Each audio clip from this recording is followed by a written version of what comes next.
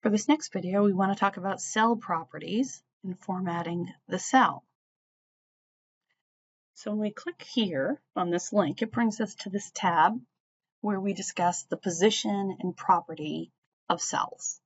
So how to complete this sheet, which again is adapted from Joel Frey, is to select the word, and then you want to be in this area here. So this pull down will be your alignment, whether it's centered, right aligned, or left aligned. Working our way through this sheet here, this one on the side is your vertical alignment. So if you want it on the top of your cell, the middle, centered in the middle, or on the bottom of your cell.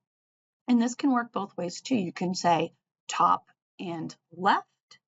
So that's how I would work with that. So that should answer all these questions. Make the words in the cell appear below here. If you triple click and look for the words, there we go.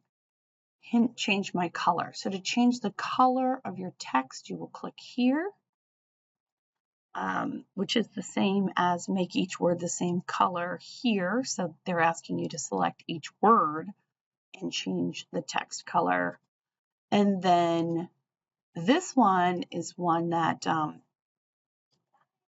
super popular for intro to Google Sheets, and this is how to make the text fit inside of the cell. So to complete this, you're going to want to go up to text wrapping. So the initial one is overflow, and that's exactly what it sounds like. So this information will flow over the text. The middle one is the wrap, which is the one we're going to choose. And then this one clips it. So what happens is this one truncates it so it does not spill over into the other cell. So when it says make this whole sentence fit in this gray cell, what you want to do is, again, go back to text wrapping, which has the arrow going down as if it's wrapping down that cell. And there you go.